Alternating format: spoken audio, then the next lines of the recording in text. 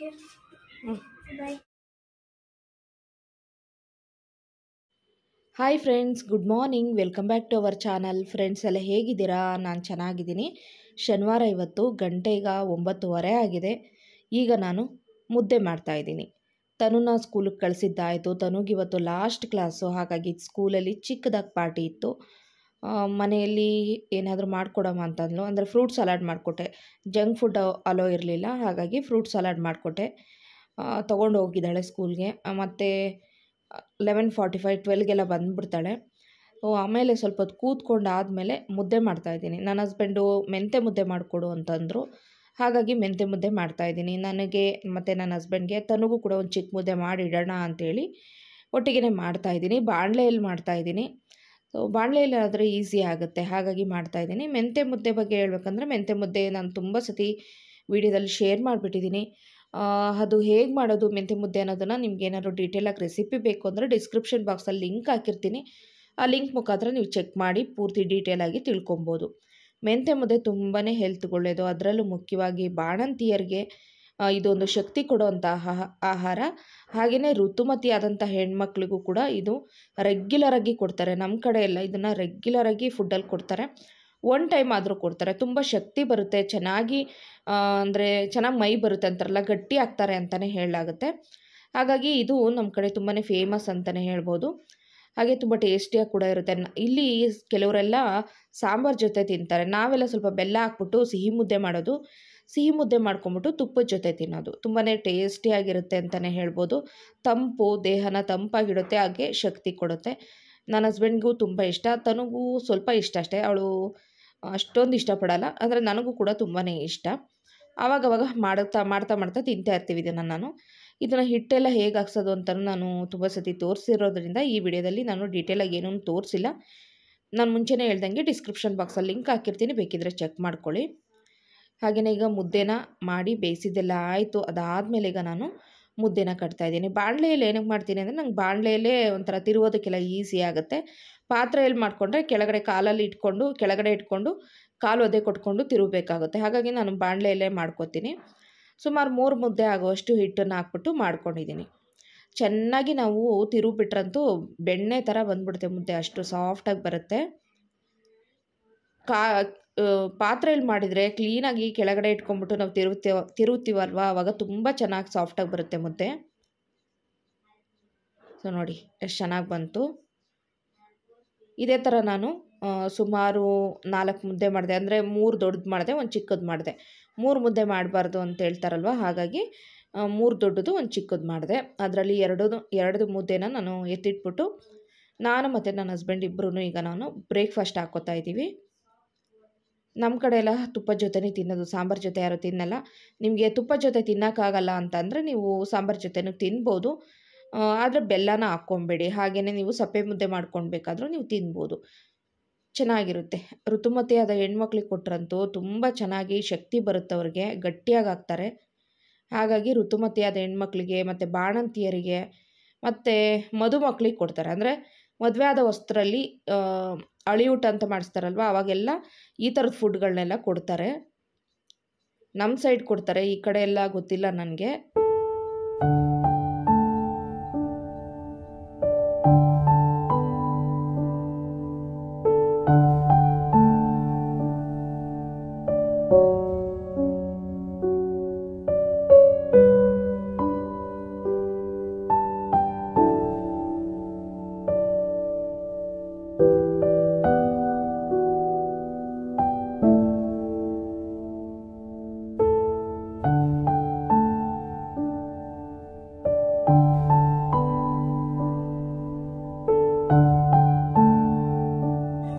ಹೆಂಗಿತ್ತು school? Custard ಇತ್ತು, ಹಾಂ, ಕಸ್ಟರ್ಡ್ ತಂದಿದ್ರು. ಹಾಗೆ ತನು ಸ್ಕೂಲಿಂದ ಬರಬೇಕಾದ್ರೆ ನನ್ನ ಹಸ್ಬೆಂಡು ಐಸ್ ಕ್ರೀಮ್ ತೊಗೊಂಬಂದಿದ್ದಾರೆ. ಸೊ ಬಿಸಿಲಿರೋದ್ರಿಂದ ಏನಾದರೂ ತಂಪಾಗಿ ತಿನ್ನಬೇಕು ಅನಿಸ್ತಾ ಇರುತ್ತೆ. ನನಗೂ ಹಾಗೆ ಅನ್ನಿಸ್ತಾ ಇತ್ತು. 12 ಗಂಟೆ ಅಷ್ಟರಲ್ಲೇ ಬಂದಳು. ಹಾಗೆ ಐಸ್ ಕ್ರೀಮ್ ತೊಗೊಬಂದಿದ್ರಲ್ಲ ಅಂಥೇಳಿ ಈಗ ನಾನು ಕೂಡ ತಿಂತಾಯಿದ್ದೀನಿ. ಚೆನ್ನಾಗಿತ್ತು, ಡೈರಿ ಡೇದು. ಚೆನ್ನಾಗಿ ಮೇಲೆಲ್ಲ ಡ್ರೈ ಫ್ರೂಟ್ಸ್ ಎಲ್ಲ ಹಾಕಿದ್ದಂಥ ಐಸ್ ಕ್ರೀಮು. ನಮ್ಮನೆ ಸ್ವಲ್ಪ ಮೇಲೆ ಇರೋದ್ರಿಂದ ಸ್ವಲ್ಪ ಸಮ್ಮರಲ್ಲಿ ಸ್ವಲ್ಪ ಸೆಕೆ ಆಗುತ್ತೆ. ಅಂದರೆ ನಮ್ಮನೆ ಮೇಲೆ ಇನ್ನೊಂದು ಮನೆ ಇದ್ದಿದ್ರೆ ಸ್ವಲ್ಪ ತಂಪಾಗೋದೇನೋ. ಸೆಕೆ ಆಗುತ್ತೆ ಸ್ವಲ್ಪ. ಫ್ಯಾನ್ ಅಂತೂ ಯಾವಾಗಲೂ ಓಡ್ತಾನೇ ಇರುತ್ತೆ. ಹಾಗೆ ನೀರು ಖಾಲಿ ಆಗಿತ್ತು ಅಂತೇಳಿ ನನ್ನ ಹಸ್ಬೆಂಡ್ ತನುನ ಕರ್ಕೊಂಡು ಹಾಗೆ ನೀರು ಕೂಡ ತೊಗೊಂಬಂದರು. ಅದಾದಮೇಲೆ ಯಾವುದೇ ವ್ಲಾಗ್ ಮಾಡಲಿಲ್ಲ ನಾನು. ಇದು ನೆಕ್ಸ್ಟ್ ಡೇ ಅಂದರೆ ಭಾನುವಾರ ಬೆಳಗಿನ ವ್ಲಾಗು. ಬೆಳಗ್ಗೆನೇ ನನ್ನ ಹಸ್ಬೆಂಡು ಚಿಕನ್ನು ಹಾಗೆಯೇ ಮನೆಗೆ ಬೇಕಾದಂಥ ಒಂದಷ್ಟು ಐಟಮ್ಸ್ ಎಲ್ಲ ತೊಗೊಂಬಂದಿದ್ದಾರೆ. ಕಸ್ಟರ್ಡ್ ಕೂಡ ತರಿಸಿದ್ದೀನಿ. ಕಸ್ಟರ್ಡ್ ಪೌಡ್ರೆಲ್ಲ ಖಾಲಿ ಆಗಿತ್ತು, ತುಂಬ ದಿವಸ ಆಗಿತ್ತು ಕಸ್ಟರ್ಡ್ ಮಾಡಿ. ತನಗೆ ಸ್ಕೂಲಲ್ಲಿ ಕೂಡ ಕೊಟ್ರಂತೆ, ಹಂಗಾಗಿ ಅವಳು ಇನ್ನೊಂದು ಸಲ ಮಾಡಿಕೊಡಮ್ಮ ಅಂತ ಕೇಳಿದ್ಲು. ಹಾಗಾಗಿ ಕಸ್ಟರ್ಡ್ ಪೌಡ್ರ್ ತೊಗೊಂಬಂದಿದ್ದಾರೆ. ಹಾಗೆಯೇ ಮೊಟ್ಟೆ 1 ಡಜನ್ನು, ಹಾಲು, ಈಗ ಸಣ್ಣ ಪುಟ್ಟ ಐಟಮ್ಸ್ ಎಲ್ಲ ಬೇಕಿತ್ತು, ಅದನ್ನೆಲ್ಲ ತೊಗೊಂಬಂದರು. ಈಗ ನಾನು ಬಿರಿಯಾನಿ ಮಾಡೋದಕ್ಕೆ ಇಲ್ಲಿ 1-2 ಇಂಚಷ್ಟು ಶುಂಠಿ, 1 ಬೆಳ್ಳುಳ್ಳಿ, ಒಂದೇ ಒಂದು ಚಿಕ್ಕ ಸೈಜ್ ಈರುಳ್ಳಿ, ಹಾಗೆಯೇ 1 ಹಿಡಿಯುವಷ್ಟು ಕೊತ್ತಂಬರಿ ಸೊಪ್ಪು, 1 ಹಿಡಿಯುವಷ್ಟು ಪುದೀನ ಸೊಪ್ಪು, ಇಷ್ಟನ್ನ ರುಬ್ಕೊಂಡು ನಾನೀಗ ಪೇಸ್ಟ್ ಮಾಡಿ ರೆಡಿ ಮಾಡಿ ಇಟ್ಕೊತಾ ಇದ್ದೀನಿ. ಹಾಗೆಯೇ ಬೇಕಾದಂಥ ಪದಾರ್ಥಗಳನ್ನೆಲ್ಲ ಕಟ್ ಮಾಡಿ ರೆಡಿ ಮಾಡಿ ಇಟ್ಕೊಂಡಿದ್ದೀನಿ. ಬಿರಿಯಾನಿ ಮಾಡೋದಷ್ಟೇ. ಬಿರಿಯಾನಿ ಮಾಡೋದಕ್ಕೆ ಇಲ್ಲಿ ಸ್ಟವ್ ಮೇಲೆ ಒಂದು ಕುಕ್ಕರ್ ಇಟ್ಕೊಂಡಿದ್ದೀನಿ. ಕುಕ್ಕರ್ ಇಟ್ಕೊಂಡ್ಬಿಟ್ಟು ಈ ಕುಕ್ಕರಲ್ಲೇ ಮಾಡ್ತೀನಿ ನಾನು ಇವತ್ತು ಬಿರಿಯಾನಿ.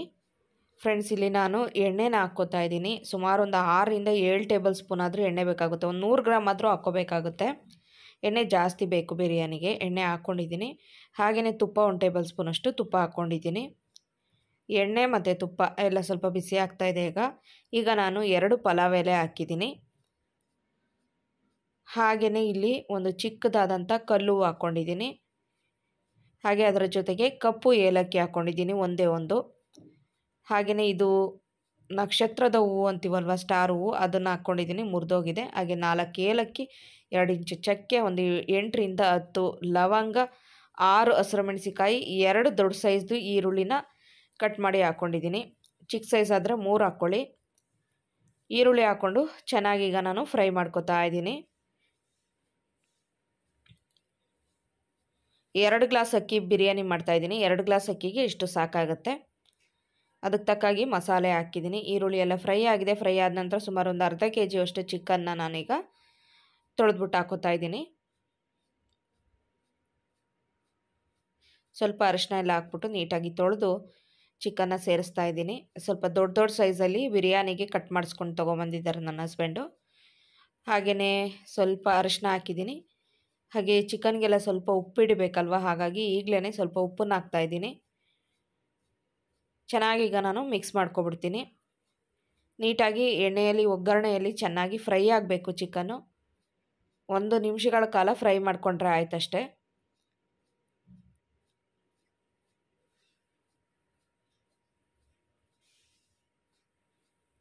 ನೀಟಾಗಿ ಈಗ ಫ್ರೈ ಆಗ್ತಾ ಬಂತು, ನೋಡ್ಬೋದು ಫ್ರೈ ಆಗಿದೆ. 1 ನಿಮಿಷ ಅಷ್ಟು ಫ್ರೈ ಮಾಡಿದ್ದೀನಿ ನಾನು.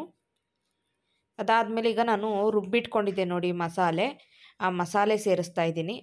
ಈ ರೀತಿ ಮಸಾಲೆ ಸೇರಿಸಿ ಮಾಡೋದ್ರಿಂದ ಟೇಸ್ಟ್ ಚೆನ್ನಾಗಿ ಬರುತ್ತೆ, ಕಲರ್ ಕೂಡ ಚೆನ್ನಾಗಿ ಬರುತ್ತೆ. ನಿಮ್ಗೆ ಬೇಕಂದರೆ ಇನ್ನೂ ಕಲರ್ ಬೇಕಂದರೆ ಪುದೀನ ಮತ್ತು ಕೊತ್ತಂಬರಿನ ಇನ್ನೂ ಒಂದು ಸ್ವಲ್ಪ ನೀವು ಸೇರಿಸ್ಕೋಬೋದು. ಇವಾಗ ರುಬ್ಬಿಟ್ಕೊಂಡಂಥ ಮಸಾಲೆ ಎಲ್ಲ ಹಾಕ್ಕೊಂಡಿದ್ದೀನಿ. ಹಾಕ್ಕೊಬಿಟ್ಟು ಚೆನ್ನಾಗಿ ಈಗ ನಾನು ಮಿಕ್ಸ್ ಮಾಡ್ತಾಯಿದ್ದೀನಿ. ಚೆನ್ನಾಗಿ ಮಸಾಲೆ ಜೊತೆ ಮತ್ತೊಂದು ನಿಮಿಷಗಳ ಕಾಲ ಈ ಚಿಕನ್ ಎಲ್ಲ ಫ್ರೈ ಆಗಬೇಕು. ಈಗ ನಾನಿಲ್ಲಿ ಟೊಮೆಟೊ ಸೇರಿಸ್ತಾ ಇದ್ದೀನಿ. ಸ್ವಲ್ಪ ಟೊಮೆಟೊ ಜಾಸ್ತಿ ಹಾಕಿ ನಾನು ಮಾಡೋದು, ಚೆನ್ನಾಗಿ ಅನಿಸುತ್ತೆ ನನಗೆ ಟೊಮೆಟೊ ಜಾಸ್ತಿ ಹಾಕಿ ಮಾಡಿದರೆ. ಹಾಗಾಗಿ ನಾನಿಲ್ಲಿ ಮೀಡಿಯಮ್ ಸೈಜ್ದು 4 ಟೊಮೆಟೊನ ಸಣ್ಣದಾಗಿ ಕಟ್ ಮಾಡಿ ಹಾಕ್ಕೊಂಡಿದ್ದೀನಿ. ದೊಡ್ಡ ಸೈಜ್ ಆದರೆ ನಿಮಗೆ ಒಂದು 3 ಟೊಮೆಟೊ ಹಾಕ್ಕೊಂಡ್ರೆ ಸಾಕಾಗುತ್ತೆ. ಟೊಮೆಟೊ ಹಾಕ್ಕೊಂಡ್ಮೇಲೆ ನೀಟಾಗಿ ಈ ರೀತಿಯಾಗಿ ಮಿಕ್ಸ್ ಮಾಡ್ಕೊತಾ ಇದ್ದೀನಿ. ಟೊಮೆಟೊ ಹಾಕ್ಕೊಂಡಾದಮೇಲೆ 1 ಕಪ್ಪಷ್ಟು ನಾನಿಲ್ಲಿ ಮೊಸರು ಕೂಡ ಸೇರಿಸ್ತಾ ಇದ್ದೀನಿ.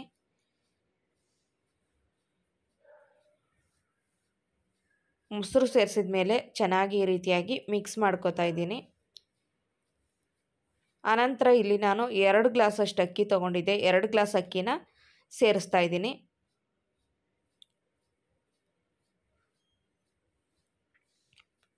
ಮಾಮೂಲಿ ಸೋನಾ ಮಸೂರಿ ಅಕ್ಕಿ, ಇದನ್ನೇನು ನೆನೆಸಿಡಬೇಕು ಅಂತೇನಿಲ್ಲ. ಬಾಸುಮತಿ ರೈಸು ಅಥವಾ ಜೀರಾ ರೈಸ್ ಹಾಕ್ಕೊತೀನಿ ಅಂತಂದರೆ ಒಂದು 1/4 ಗಂಟೆ ಅರ್ಧ ಗಂಟೆ ಮುಂಚೆ ನೀವು ನೆನೆಸಿ ಇಡಬೇಕಾಗುತ್ತೆ. ಸೋನಾ ಮಸೂರಿ ಅಕ್ಕಿಯಲ್ಲೂ ಅಷ್ಟೇ ಚೆನ್ನಾಗಾಗುತ್ತೆ. ನಾನು ಇವತ್ತು ಸೋನಾ ಮಸೂರಿನೇ ಹಾಕಿದ್ದೀನಿ. ಅಕ್ಕಿ ಹಾಕಿದ್ಮೇಲೆ ನೀಟಾಗಿ ಈ ರೀತಿಯಾಗಿ ಮಿಕ್ಸ್ ಮಾಡಿದ್ದೀನಿ. ಮಿಕ್ಸ್ ಮಾಡಿದ ನಂತರ ಈಗ 2 ಗ್ಲಾಸ್ ಅಕ್ಕಿ ಹಾಕಿದ್ದೀವಿ ಅಂತೇಳಿದ್ರೆ 4 ಗ್ಲಾಸ್ ನೀರನ್ನು ಹಾಕಬೇಕಾಗುತ್ತೆ, 1 to ಡಬಲ್ಲು. ಆಲ್ರೆಡಿ ಈಗ ಮಸಾಲೆಯಲ್ಲೆಲ್ಲ ಸ್ವಲ್ಪ ನೀರು ಇರೋದ್ರಿಂದ ಸ್ವಲ್ಪ ಕಡಿಮೆ ನೀರನ್ನು ಹಾಕ್ತಾಯಿದ್ದೀನಿ. ಅಂದರೆ 3 ಗ್ಲಾಸಷ್ಟು ನೀರನ್ನು ಹಾಕಿದ್ದೀನಿ. 1 ಗ್ಲಾಸಷ್ಟು ಮಸಾಲೆಯಲ್ಲೇ ನೀರು ಇತ್ತಲ್ವ, ಹಾಗಾಗಿ ನೀರು ಹಾಕ್ಕೊಂಡ್ಮೇಲೆ ನೀಟಾಗಿ ಈ ರೀತಿಯಾಗಿ ಮಿಕ್ಸ್ ಮಾಡ್ಕೊತಾ ಇದ್ದೀನಿ. ಇದೆಲ್ಲ ಒಂಚೂರು ಕುದಿ ಬರಬೇಕು.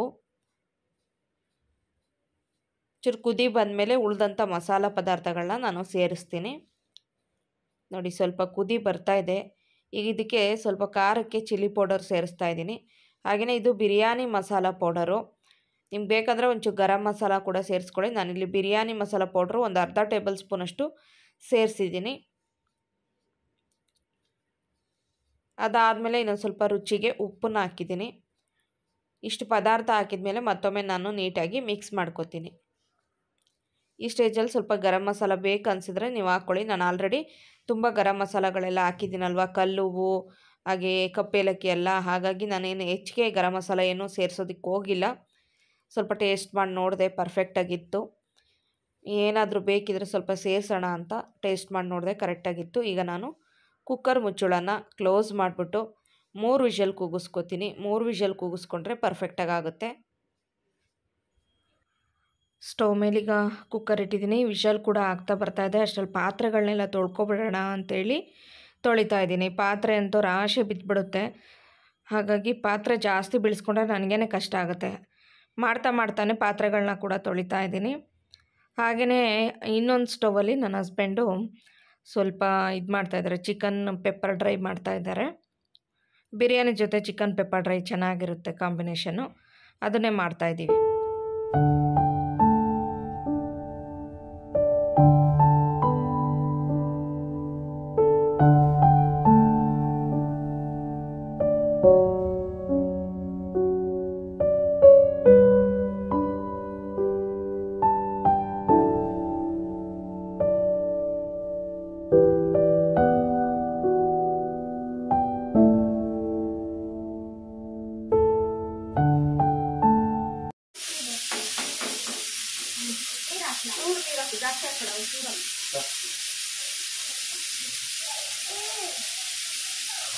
ಕೊತ್ತಂಬರಿ ಸೊಪ್ಪೆಲ್ಲ ಹಾಕಾಯ್ತಾ?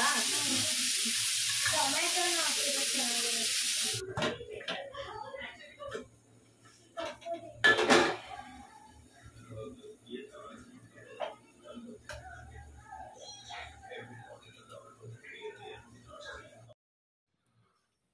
ಫ್ರೆಂಡ್ಸ್, ನೋಡ್ತಾ ಇದ್ದೀರಲ್ಲ, ಬಿರಿಯಾನಿ ರೆಡಿಯಾಗಿದೆ. ಫುಲ್ಲಾಗಿಬಿಟ್ಟಿದೆ ಕುಕ್ಕರ್ ಫುಲ್ಲು. ಅಂದರೆ 2 ಹೊತ್ತಿಗೆ ಬೇಕು ಅಂತ ಸ್ವಲ್ಪ ಜಾಸ್ತಿ ಕ್ವಾಂಟಿಟಿಯಲ್ಲಿ ಮಾಡಿದೆ. ಹಾಗಾಗಿ ಫುಲ್ಲಾಗಿದೆ. ಮತ್ತು ಮಧ್ಯಾಹ್ನ ಮೇಲೆ ಸ್ವಲ್ಪ ಆರಾಮಾಗಿರ್ಬೋದು ಅಂಥೇಳಿ ಬೆಳಗ್ಗೆನೇ ಮಾಡಿದ್ದೀನಿ. 9:30 ಆಯಿತು ಈಗ ಟೈಮು. ತನು ಎಲ್ಲ ಕಸ ಗುಡಿಸ್ಕೊಂಡು ಬರ್ತಾ ಇದ್ದಾಳೆ. ಬ್ರೇಕ್ಫಾಸ್ಟ್ ಮಾಡಿಬಿಟ್ಟು ಇನ್ನು ಸ್ನಾನ, ಇನ್ನು ಉಳಿದಿರೋ ಕೆಲಸಗಳನ್ನೆಲ್ಲ ಮಾಡ್ಕೊಬೇಕು. ತಿಂದಿದ್ದ ಪಾತ್ರೆಗಳು ತೊಳಿಬೇಕಾಗುತ್ತೆ ಅಷ್ಟೇ. ಇನ್ನೇನು ಜಾಸ್ತಿ ಕೆಲಸ ಇಲ್ಲ. ಇನ್ನು ಸಂಜೆ ನೋಡಬೇಕು ಬೇರೆ ಇನ್ನೇನು ಮಾಡ್ಕೊಳ್ಳೋದು ಏನಾದರೂ ಅಂತೇಳಿ ಸಂಜೆ ನೋಡಬೇಕಷ್ಟೇ.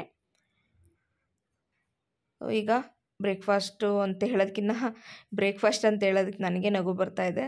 ಸೊ ಬೆಳಗ್ಗೆನೇ ಬಿರಿಯಾನಿ ತಿಂತಾಯಿದ್ದೀವಿ. ಗಂಟೆಗೆ 10:30 ಆಗಿದೆ.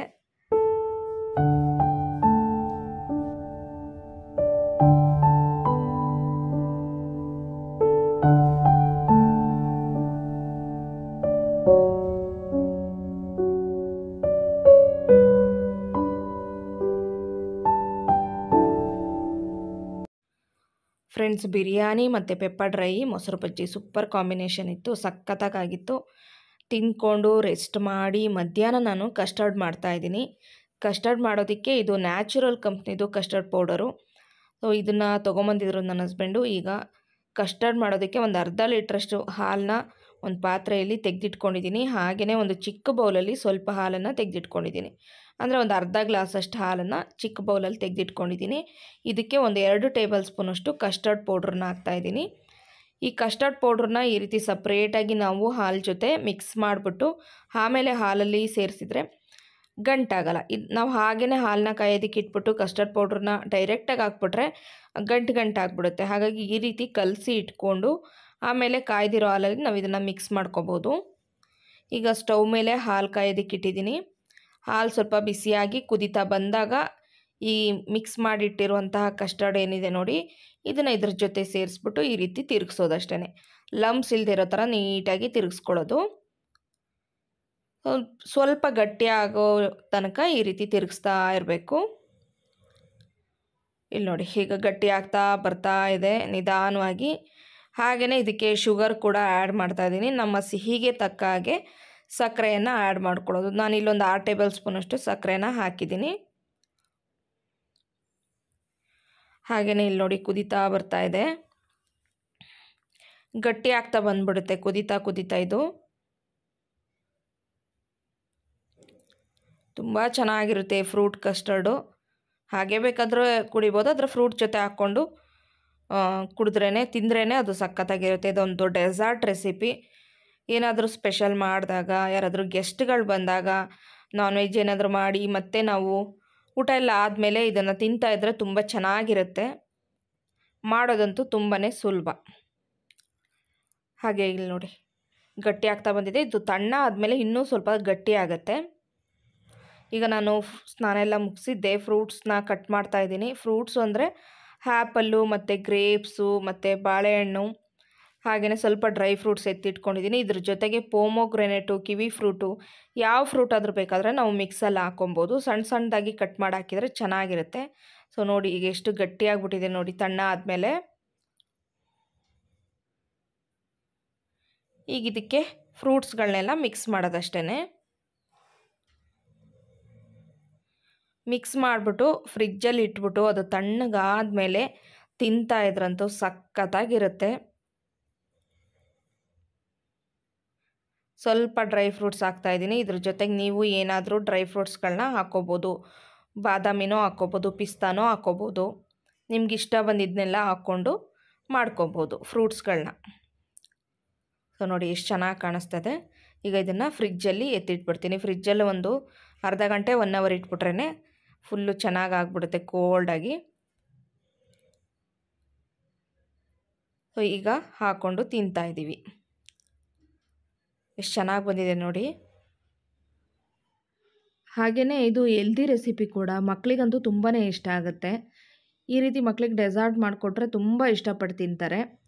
ಮಾಡೋದಂತೂ ತುಂಬಾ ಸುಲಭ. ನೋಡಿದ್ರಲ್ವ, ಇದ್ರ ಪೌಡರ್ ನಿಮಗೆ ಅಕ್ಕಪಕ್ಕ ಯಾವುದಾದ್ರೂ ಸೂಪರ್ ಮಾರ್ಕೆಟ್ ಇದ್ದರೆ ಸಿಗುತ್ತೆ. ಇವಾಗ ಮಾಮೂಲಿ ಶಾಪ್ಗಳಲ್ಲಿ ಕೂಡ ಸಿಗುತ್ತೆ. ತುಂಬಾ ಚೆನ್ನಾಗಿರುತ್ತೆ. ನೀವು ಕೂಡ ಟ್ರೈ ಮಾಡಿ ನೋಡಿ. ಹಾಗೆಯೇ ಇವತ್ತಿನ ಬ್ಲಾಗ್ ಇಷ್ಟೇ. ಇವತ್ತಿನ ಬ್ಲಾಗ್ ನಿಮ್ಗೆ ಇಷ್ಟ ಆಗಿದೆ ಅಂತಲೇ ಅಂದ್ಕೋತೀನಿ. ಇಷ್ಟ ಆದರೆ ಪ್ಲೀಸ್ ಲೈಕ್ ಮಾಡಿ. ಹಾಗೆ ಚಾನಲ್ನ ಹೊಸ್ದಾಗಿ ನೋಡ್ತಿರೋರು ಮರೀದೆ ಸಬ್ಸ್ಕ್ರೈಬ್ ಮಾಡ್ಕೊಂಡು ನೋಡಿ, ಸಪೋರ್ಟ್ ಮಾಡಿ. ಮತ್ತೊಮ್ಮೆ ನಿಮ್ಮೆಲ್ಲರಿಗೂ ವುಮೆನ್ಸ್ ಡೇಯ ಶುಭಾಶಯಗಳು, ವಿಶ್ವ ಮಹಿಳಾ ದಿನದ ಶುಭಾಶಯಗಳು. ಮತ್ತೆ ಮುಂದಿನ ಬ್ಲಾಗಲ್ಲಿ ಸಿಗ್ತೀನಿ. Thank you for watching. Bye, take care.